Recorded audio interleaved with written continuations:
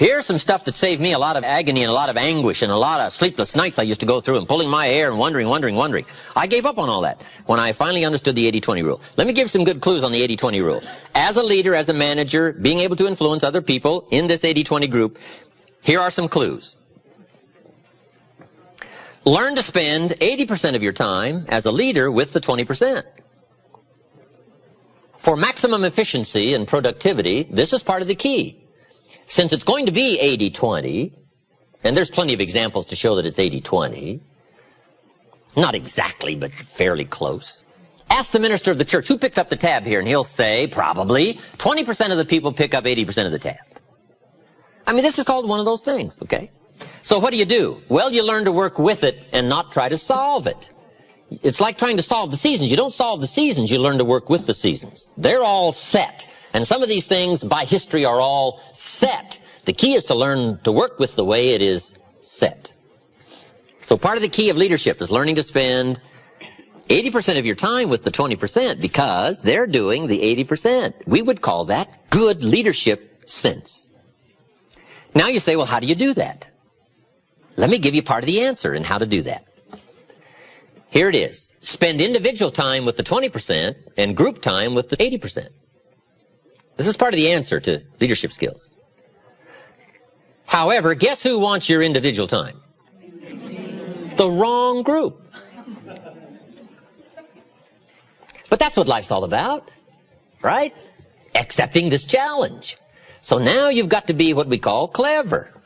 And you've got to be, another key word, diplomatic. Diplomacy and strategy are two key words for leadership to understand. Diplomacy and strategy. Here's part of the diplomacy. Mary comes and says, I've got a question. You say, Mary, bring your question Saturday morning. I'm going to meet with everybody, and I'll cover it then. She says, okay. Now, it might not be that easy. But if you start trying to put this in perspective now, groups, you can deal with the 80% by groups, and you can talk to the 20% individual. Now, the pull is in the opposite direction, and it always is. Gravity is the downward pull. Life is the struggle in the opposite direction of gravity. It's downward pull. Life is moving in the opposite direction of the normal negative. Now somebody says, well, I'll just fire the 80%. They're only doing 20% of the business. Well, I wouldn't fool with that. Because after you've fired the 80%, before too long, whoever is left, 20% of them will be doing 80% of the business, and 80% will be doing 20%. All right, this is not something you fire. This is something you learn to work with. The 80-20 rule, very important rule. Now, let me give you some other clues to understanding ratios and numbers, categories in this challenge of leadership. The next subject is called the law of averages. The law of averages. So important to understand the law of averages. The law of averages in a personal sense is very simple. Here's what it says. If you do something often enough, you'll get a ratio of results. It's important for leaders to understand ratios. Because if you're working with people, you got to have some charts. You got to know ratios. You got to be able to evaluate your own performance, their performance. Ratios. What do we mean by ratios? Well, let's say you're in sales, you join a company, and you start representing the products or the service. And you're first getting started, you talk to 10 people. 9 say, no, I wouldn't care for any. 1 says, yes, I'll take some. We call this your opening ratio. Now, 1 out of 10, it all depends on what you're involved with, whether or not that's a good ratio or a poor ratio. You say, well, that's not too good a ratio. Well, it all depends. Okay? But it's your opening ratio. So at first, you don't worry about what the numbers are. At first, you just get some activity going. Now, we call this very simply 1 out of 10. Now, here's what's very exciting about dealing in ratios. Once a ratio starts, it tends to continue. Now, this is some things leadership needs to know so that you're not frustrated. If you talk to 10 people, 1 says yes. If you talk to 10 more, chances excellent, you'll get another one. If you talk to 10 more, chances excellent, you'll get another one. It's uncanny. I don't even know how it works. All I know is it works. There's a lot of things you don't need to know how they work. Just work them. Right? A lot of people are studying the roots. Others are gathering the fruit. I mean, it depends on what end of this you want to get in on.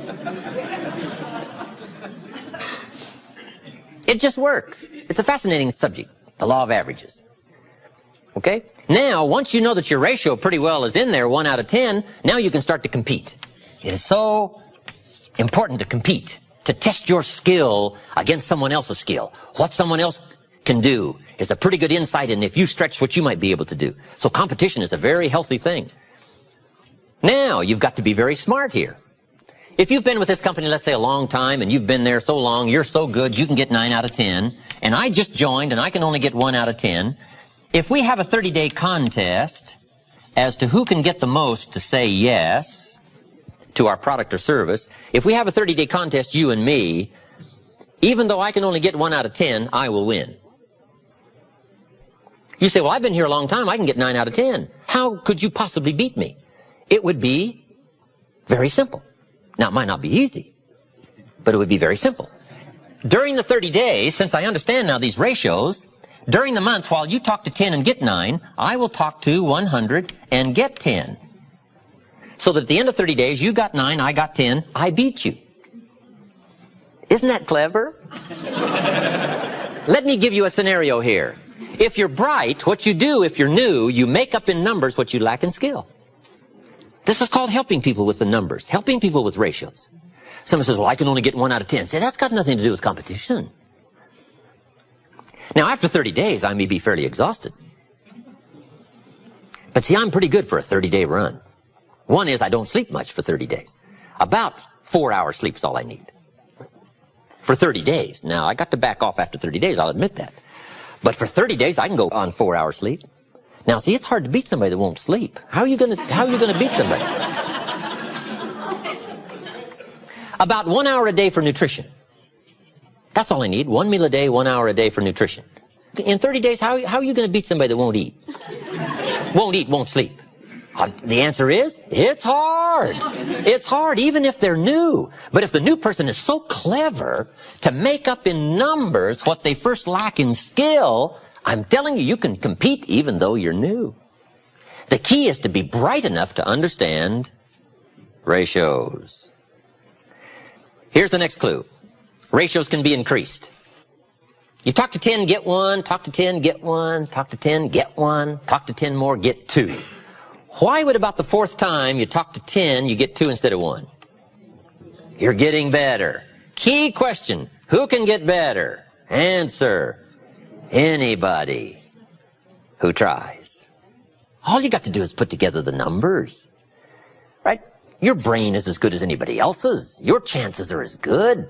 All you got to do is find a way to put out the extraordinary effort to do an ordinary thing extremely well. Ratios. Success is a numbers game. It's important to keep track of your numbers. In baseball, we call it batting average. Whatever you're doing, the key is to keep track of your success and how good you are at whatever. Someone says, well, I'm not very good on the telephone. I'll tell you how you can quickly cure all that, is get on the telephone. I'm telling you, you can get better at anything. All you've got to do is attempt it and try it and start putting a string of numbers together and keeping track and understand your own ratios. I teach a very simple sales course. Let me give it to you in 3 points. Number 1, talk to lots of people every day. It's a simple sales course. Number 1, talk to lots of people. Isn't that simple? It's a numbers game, especially if you're new. And here's what's exciting. There's lots of people. You don't have to worry about people. So just talk to lots of people, even if your presentation is very poor. If you put the numbers together, I'm telling you, something will happen. If your presentation was so poor, you went around every day saying to everybody you could meet, you wouldn't want to buy anything, would you? Sure enough, somebody's going to say, well, maybe I would. What are you selling? I'm telling you, it's just about that simple. If you put the numbers together, if you talk to lots of people every day, 2 things will happen. Number 1, you're bound to make sales. I'm telling you, some people buy for the strangest reasons. Hey, some people buy out of sympathy for the salesperson. I'm telling you, you can find some people that'll buy out of sympathy. They don't want to see your kids starve. I'm telling you, if you'll talk to enough people, some people will buy out of sympathy.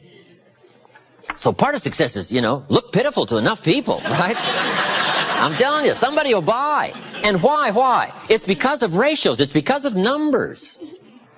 Now, you can have a much better presentation than you wouldn't want to buy anything, would you? You can get a little brighter than that. But if you start just that simple, it's simple. Someone says, where do you start? Anywhere. It doesn't matter. If you're in sales, walk outside, find you a rock, throw it up in the air. Wherever the rock comes down, start right there. That's a good place to start. Anywhere. The next person you see, say, sir, you're the first man after the rock. And that'll get a conversation started. I'm telling you. They may back up while they talk, but something will start. And the reason is understanding the numbers. The numbers, you don't have to be so cleverly skillful. All you got to do is be bright enough to understand that numbers can make up for lack of skill to begin with.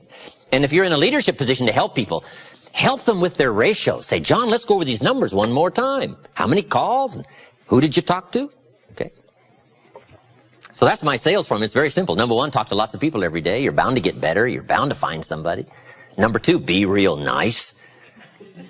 When the weather isn't, be real nice when people aren't. A big part of presentation is attitude, personality. And third is simple, give good service. Write all the notes most people don't write. Do all the extra things most people don't do. Call them before they call you. Service leads to multiple sales. If you'll take good care of somebody, they'll open doors you could never open yourself. They'll take you by the hand and share you with people that you never thought you could reach. Service leads to the multiples.